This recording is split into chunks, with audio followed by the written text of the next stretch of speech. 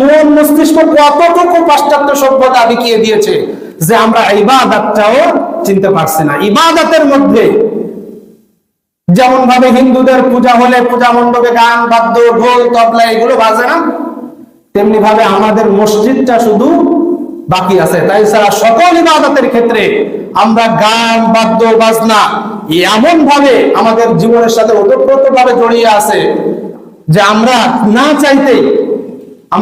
চাইতে এইগুলো আমাদের শুনতে হয়, এর সাফারার আমাদের হতে হয়। আপনি এটা অপছন্দ করেন, কিন্তু আপনার পাশের বাড়ি বিয়ে হচ্ছে, 2-3 দিন ধরে গান বাদ্য বাজনা জোরে হাই ভলিউমে চলছে কি চলছে না? চলছে না?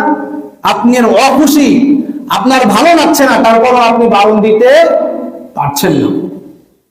একটা হারাম বিষয় মুসলিম সমাজে হচ্ছে, কিন্তু মুসলিমরা বারণ দিতে পারছে না। তাহলে আমাদের মন মস্তিষ্ক কিভাবে কোথা থেকে সেট হয়ে গিয়েছে?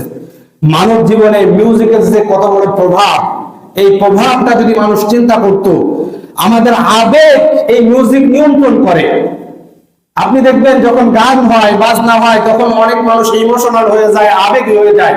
আর আবেগের বশবর্তী হয়ে যে সিদ্ধান্তগুলো, যে কাজগুলো মানুষ করে, সেটা কি সঠিক হয় না বেঠিক হয়? বেঠিক হয়। আবেগের বশে পড়ে মানুষ কিন্তু ভুল করে ফেলে। মানুষ ভুল করে বলে না আবেগের বশে করে ফেলছি, এটা মানুষ করে ফেলে। এজন্য ভাইরা আমার, এই মিউজিক, এই গান বাদ্য বাজনা এমন একটা হারাম যেটা অন্তরের নিফাকের বীজ বপন করে। ইমাম ইবনে তাইমিয়া রাহমাতুল্লাহ আলাইহি বলছেন, এই গান বাদ্য বাজনা ঢোল তবলা বাঁশি এইগুলো হচ্ছে অন্তরের মদ। এই অন্তরের মদ আপনার অন্তরের মধ্যে নিফাকের বীজ বপন করবে। মানুষ যখন গান বাজনার প্রতি আগ্রহী হয়ে ওঠে তখন এটা অন্তরের মদে পরিণত হয়ে যায়, এবং একজন মানুষ গান বাজনার প্রতি যত বেশি আগ্রহ সৃষ্টি করে, সে কোরআন এবং সুন্নাহ থেকে, আল্লাহ এবং পরকাল থেকে সে তত বেশি দূরে সরে যায়। আপনি দেখবেন যারা সব সময় গান বাদ্য বাজনা এই সমস্ত মিউজিক নিয়ে পড়ে থাকে, তারা কোরআন থেকে, সুন্নাহ থেকে, পরকালের খেয়াল থেকে এবং আল্লাহ সুবহানাহু ওয়া তাআলার আত্মসমর্পণ থেকে এরা বেশি বেখেয়াল থাকে।